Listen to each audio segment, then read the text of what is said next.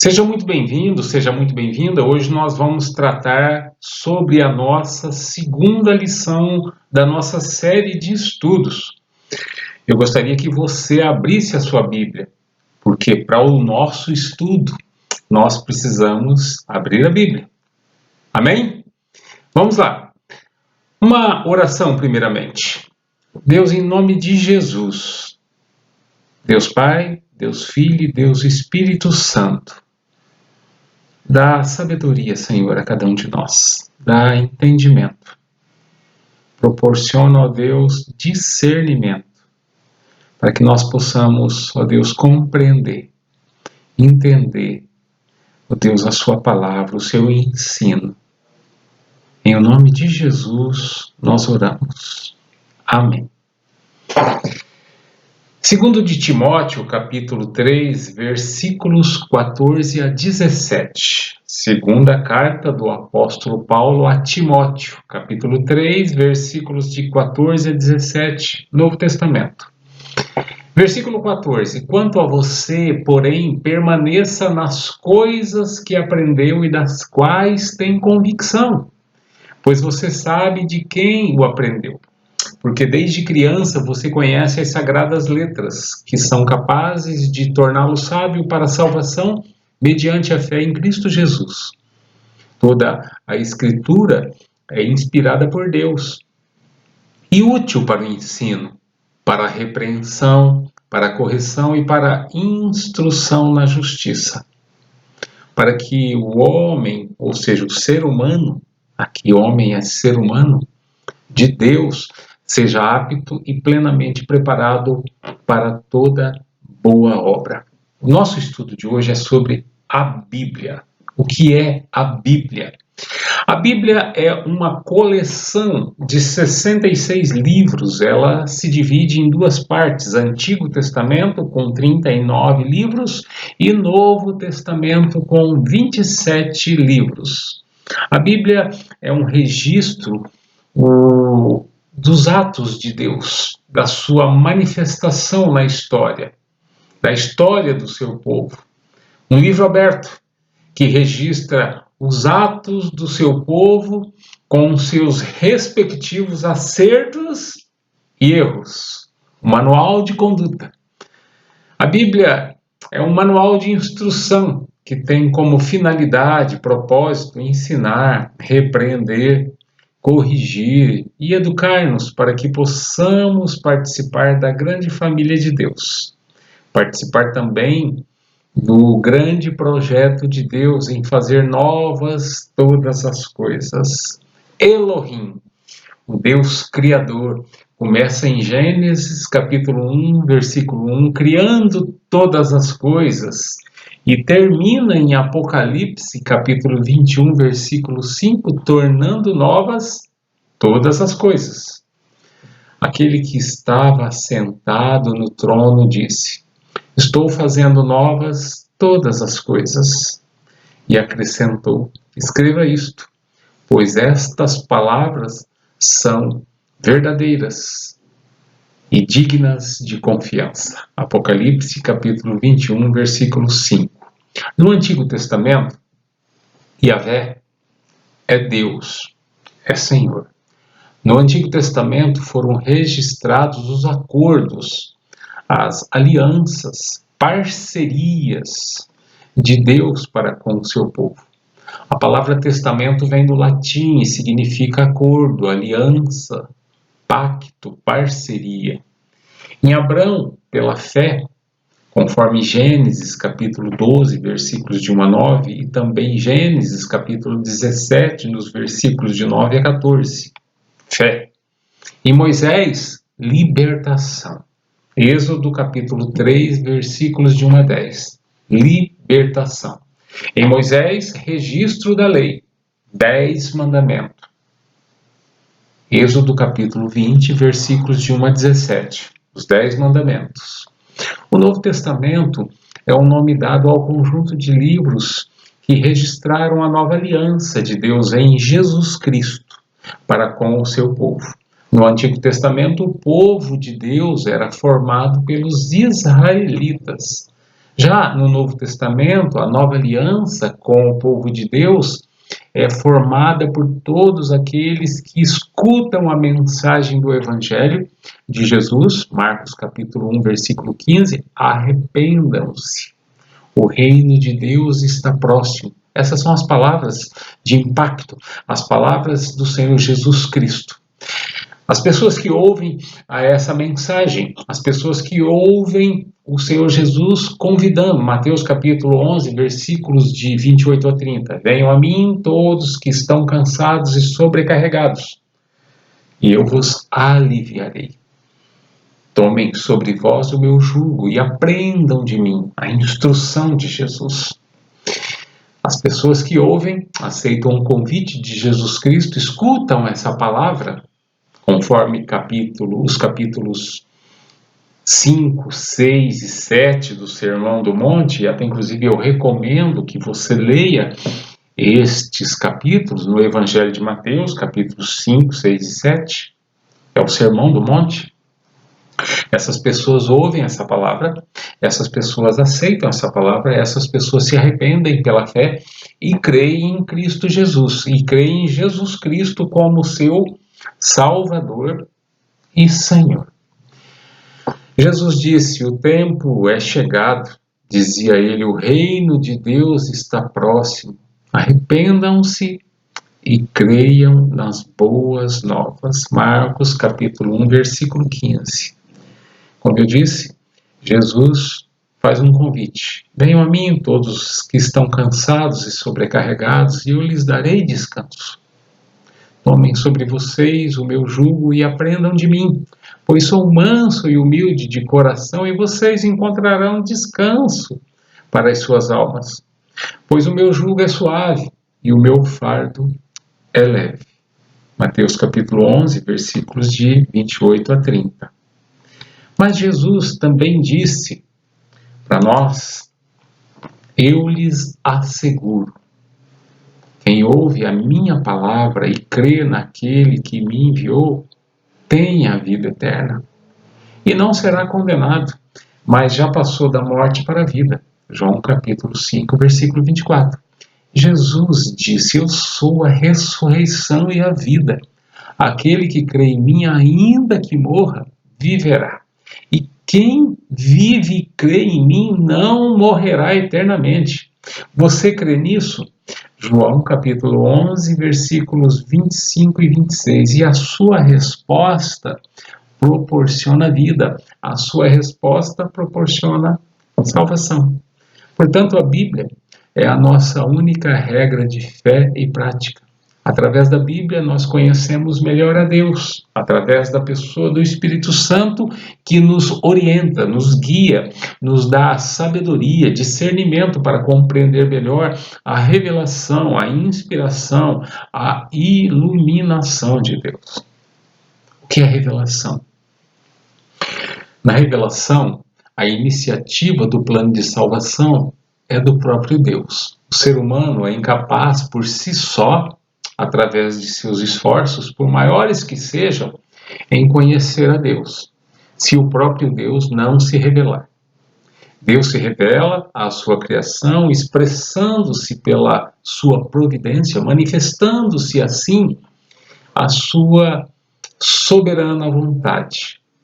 Os céus declaram a glória de Deus, o firmamento proclama as obras das suas mãos. Salmo 19, versículo 1. O apóstolo Paulo informa os habitantes de Listra que a bondade de Deus está para todos. Essa é a sua revelação geral. Deus demonstra sua bondade dando-lhes chuva do céu, colheitas no tempo certo, concedendo-lhes sustento com fartura e enchendo de alegria os seus corações. Atos capítulo 17, versículo 14.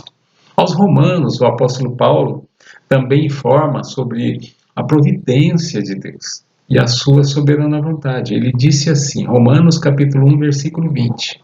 Pois desde a criação do mundo, os atributos invisíveis de Deus, seu eterno poder e sua natureza divina, têm sido vistos claramente, sendo compreendidos por meio das coisas criadas, de forma E o ser humano é indesculpável. Deus fala aos seres humanos através de toda a sua criação, tanto de dia quanto de noite. Deus fala nas forças e nos poderes da natureza. Deus fala na constituição da mente humana. Deus fala através da consciência moral, a voz da consciência. Deus governa o mundo.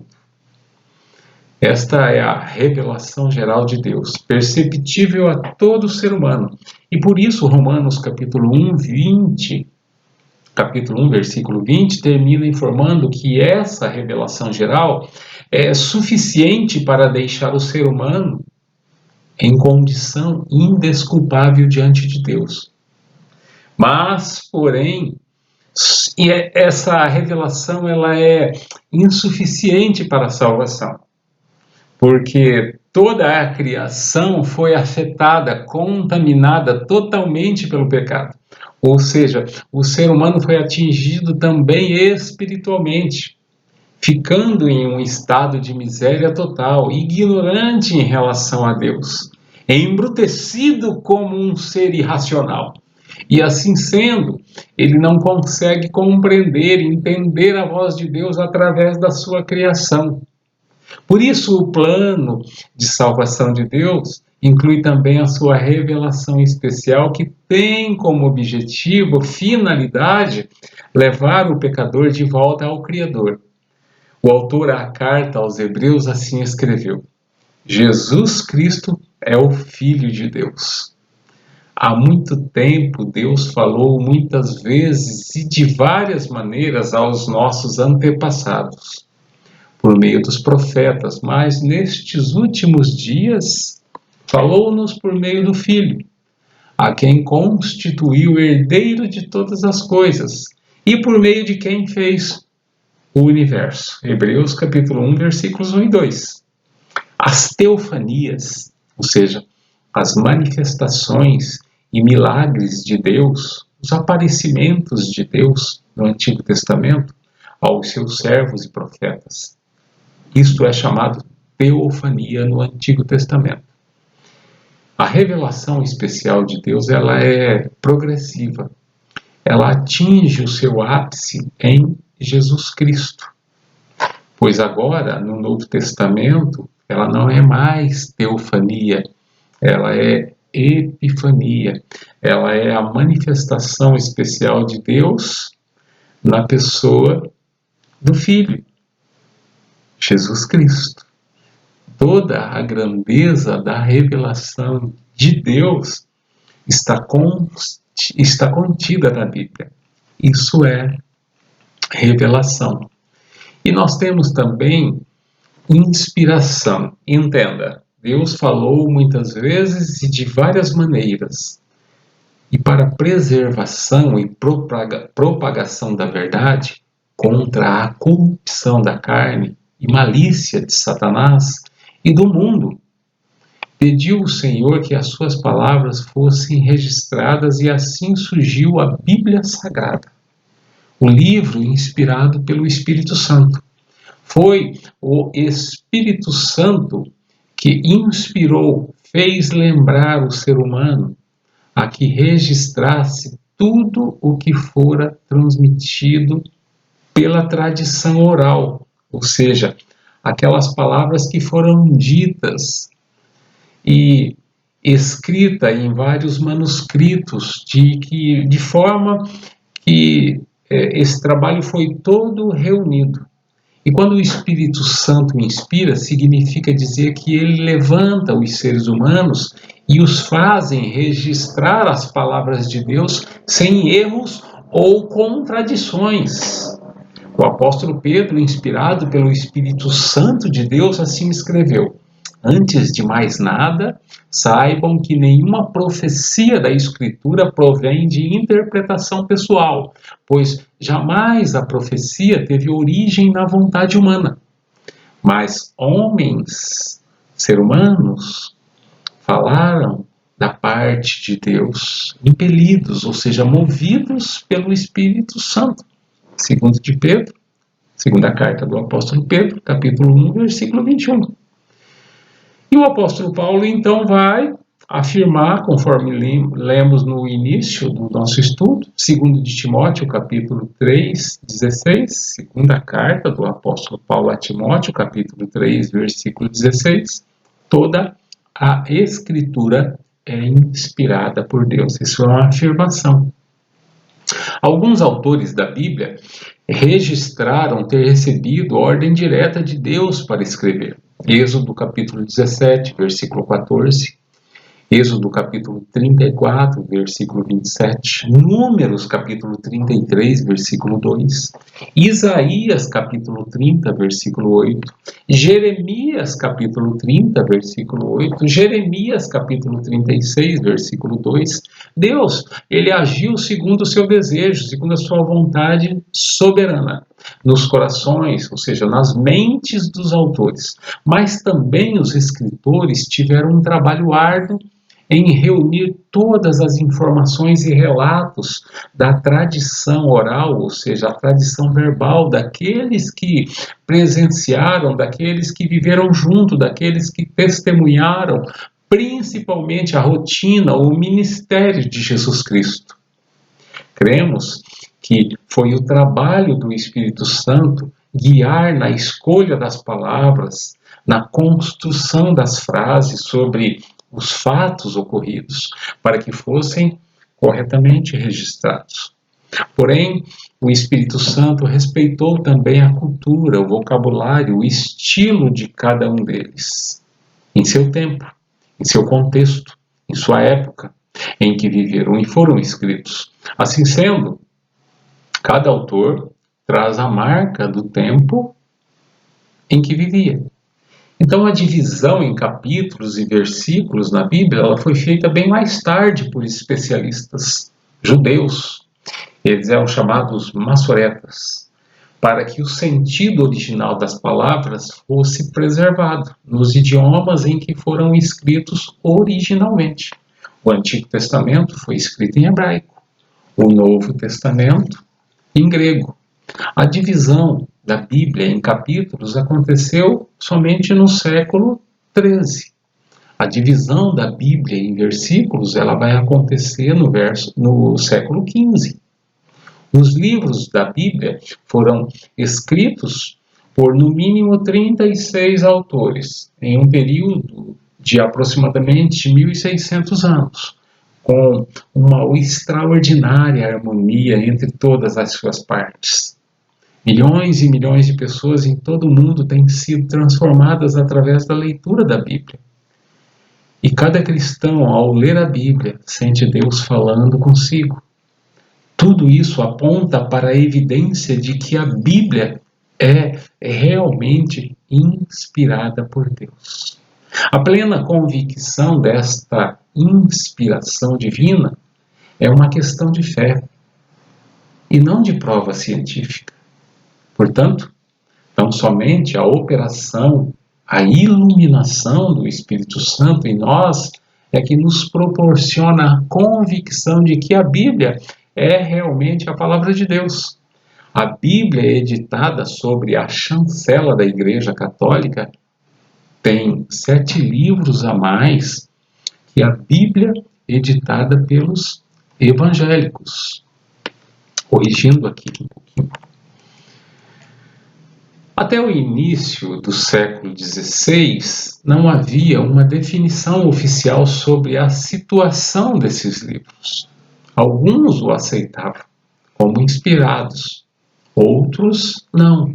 Mas no dia 15 de abril de 1546, o Concílio de Trento anexou-os por decreto à Bíblia. Os evangélicos chamam esses livros de apócrifos e não os aceitam como inspirados por Deus. Os livros apócrifos, comparados com os livros inspirados, revelam uma grande pobreza de estilo e conteúdo, além de ensinar doutrinas e práticas que se contradizem com os livros inspirados. Exemplos. No livro de Judite, capítulo 10, versículos de 11 a 17, capítulo 11, nos versículos de 1 a 23, capítulo 15, nos versículos de 8 a 10, justifica-se a mentira. No livro de 2 Macabeus, capítulo 14, versículo 37 a 46, justifica-se o suicídio. No livro de Tobias, capítulo 6, versículos de 1 a 9, promovem-se a feitiçaria. No livro de 2 Macabeus, capítulo 12, versículos 38 a 45, orienta-se a orar pelos mortos. Uma simples leitura é suficiente para nos mostrar que esses livros não são inspirados por Deus na pessoa do Espírito Santo. Isto é o que nós vimos como inspiração. Vimos já o que é revelação, vimos inspiração. Agora nós vamos ver o que é iluminação. O ser humano necessita da assistência do Espírito Santo. O ser humano em Cristo Jesus, professo de fé, necessita da assistência do Espírito Santo e a tem, porque o Espírito Santo mora nesse ser, mora nessa vida, para que ele possa compreender e entender a revelação de Deus contida na Escritura. O apóstolo Paulo, inspirado pelo Espírito Santo de Deus, assim escreve à igreja em Corinto: quem não tem o Espírito não aceita as coisas que vêm do Espírito de Deus, pois lhes são loucura, e não é capaz de entendê-las, porque elas são discernidas espiritualmente. 1 Coríntios capítulo 2, versículo 14. Quando nós falamos em iluminação, nós estamos falando sobre a atuação de Deus na pessoa do Espírito Santo na mente do ser humano, capacitando a compreensão e também a transmissão da palavra de Deus a outras pessoas. Quando estamos diante da palavra de Deus, lendo, meditando ou transmitindo a mesma a outras pessoas, devemos orar a Deus para que sejamos iluminados pelo Espírito Santo de Deus, a fim de entender e também de transmitir da melhor maneira possível a palavra de Deus. Portanto, não é correto dizer que recebemos uma revelação, pois toda a revelação de Deus já está contida na sua palavra. O exemplo de iluminação é o registro da conversão de Lídia. Uma das que ouviram era uma mulher temente a Deus, chamada Lídia, vendedora de tecido de púrpura da cidade de Tiatira. O Senhor abriu o seu coração para atender a mensagem de Paulo. Atos, capítulo 16, versículo 14. O Espírito Santo iluminou a mente, abriu o entendimento, levando-a a compreender e aceitar a mensagem de Deus que estava sendo anunciada. Então é trabalho do Espírito Santo autenticar, legitimar a mensagem, a revelação de Deus na mente, no coração de uma pessoa. É importante saber que a iluminação não dispensa o esforço sério e piedoso da nossa parte em compreender corretamente a palavra de Deus. A Bíblia deve ser examinada com seriedade e interpretada com fidelidade. A interpretação da Bíblia é a própria Bíblia, ou seja, o sentido do texto pode ser compreendido por outros textos que sejam mais claros. Nós chamamos isso de referência cruzada. Eu gostaria de concluir com vocês o nosso estudo de hoje, afirmando, tudo começa com Deus. Deus toma a iniciativa em se revelar ao ser humano. Esta é a revelação especial de Deus. Levar a conhecimento do ser humano o seu plano de vida, os seus propósitos, o seu perdão de pecados, a sua redenção em Cristo Jesus, que é libertação, sua salvação, e também a maneira como nós devemos viver e servir. Deus inspirou os seres humanos a registrarem a sua palavra com a orientação e supervisão do Espírito Santo. Deus ilumina pelo Espírito Santo a nossa compreensão na transmissão da sua palavra a outras pessoas. A Bíblia é a nossa única regra de fé e prática. Leitura, meditação e prática. O cristão está inserido em um processo de santificação. E a palavra de Deus é o alimento espiritual que proporciona o sustento e o crescimento.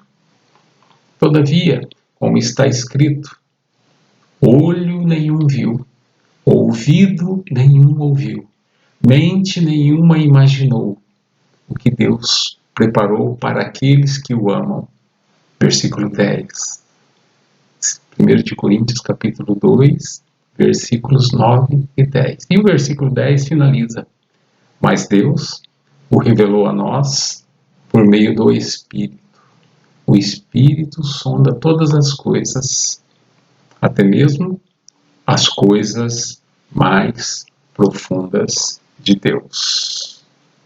Deus os abençoe. Até a próxima lição. Abraços.